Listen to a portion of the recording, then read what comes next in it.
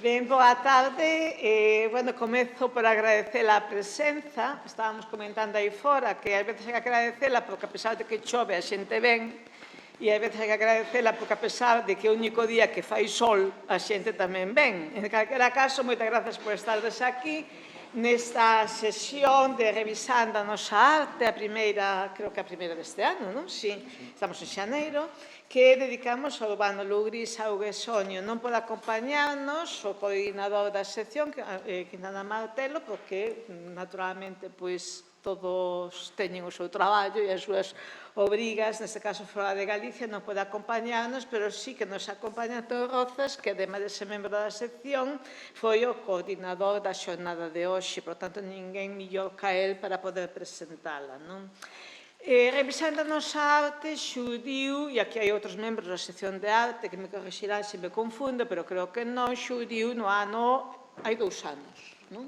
Hai 2 anos, por tanto, no ano 22, non? Cando comezamos a revisar a nosa arte, volvendo a visitar unha por unha as distintas figuras emblemáticas que modificaron a panorama da arte galega na primeira metade do século XX, por así decirlo, non? E este ano pasado, pois tamén, en parte, conmemorando os 40 anos do Consello da Cultura, pero os 40 anos de moitas máis cousas que pasaron neste país hai 40 anos, como consecuencia da recuperación dos dereitos políticos, lingüísticos, culturais, etc., pois tamén o Grupo Atlántica, e entón, pensamos que, ou pensou a sección, que sería un bon momento tamén para revisar a nosa arte desde ese punto de vista, non? En parte, homenaxeando os que formaban parte daquel grupo e xa faleceran e algún outro que se podría considerar compañeiro xeracional, non? E este ano, iniciámoslo con Lugris. Claro, Lugris, dá esa circunstancia de que hai medio século que nos deixou, non? É dicir, Lugris falece un 23 de decembro do ano 73, por tanto, fixo no Nadal 50 anos, e era tamén un bon momento de revisar esta figura que é bastante especial, non? E iso que nos trae aquí. Antón Rozas poderá explicar millor cal é a concepción da xornada de hoxe, que reúne, ademais, a 3 persoas que, aparte del, que son persoas que fixeron o que puideron xa en anos anteriores para, por un lado, reivindicar a figura de Lugris e para intentar rescatala do esquecemento en que parecía que podía ir quedando, non? Claro, Lugris é sempre visitable, digamos, non? Pero eu, como pontevedresa, que sempre reivindico o carácter marcadamente mariñeiro que ten que estar presente sempre na identidade de todos os galegos, creo que, ademais, é un bon momento, dadas as circunstancias, para que Lugris nos coloque cunha sensibilidade especial sobre o que está acontecendo no noso mar. Doi a palabra a Antón Rozas. Moi boas tardes. Boas tardes a todas e a todos. Moitas gracias, Presidenta, por acompañarnos nesta primeira xornada deste ano da nosa sección de artes visuais do Consello da Cultura.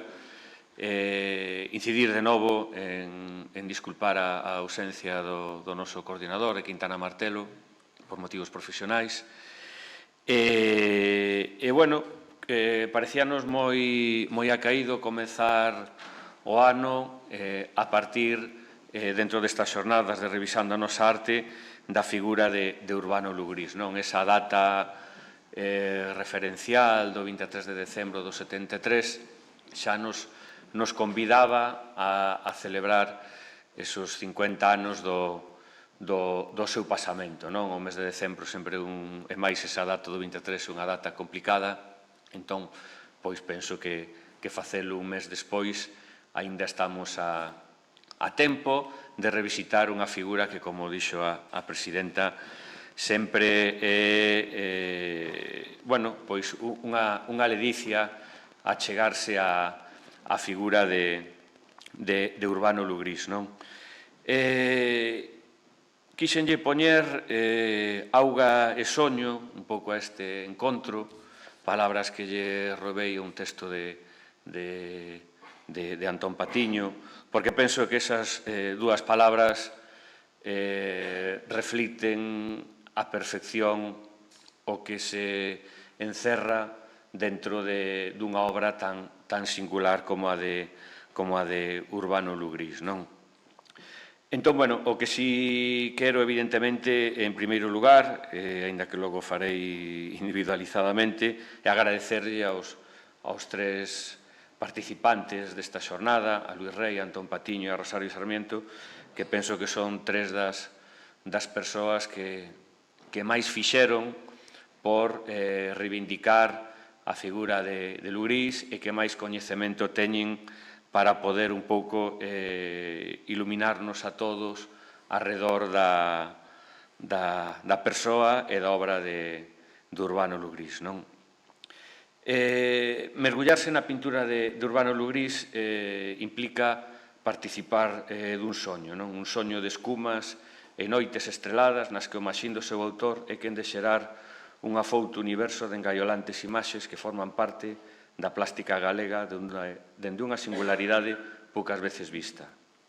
O ciclo Revisando a nosa arte aproveita a recente efeméride do 50 aniversario do pasamento de Urbano Lugrís para chegarse á súa obra, o que comporta en boa medida afrontar un acto de inmersión nunha obra que envolve o espectador e que o traslada da realidade a unha serie de mundos xerados dende a imaginación e a potenciación de lendas e paisaxes, así como a interiores cheos de obxectos capaces de crear unha atmosfera entre o desacougo e a expectativa, e todos eles artellando unha realidade paralela á nosa sociedade que é capaz de xerar unha cartografía metafísica dotada dun enorme poder de vocación.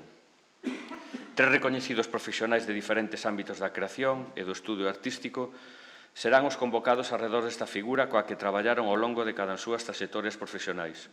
O escritor Luís Rei, autor da novela O señor Lugrís e a negra sombra, na que afrontou, a partir dun apócrifo diario, a confección dun complexo retrato do pintor, achegarase no comezo desta xornada a súa fascinante biografía. O segundo relator, o tamén pintor Antón Patiño, que coincidiu co propio Urbano Lugrís nos seus derradeiros anos de vida na cidade olívica, centrarase no aspecto plástico e creativo.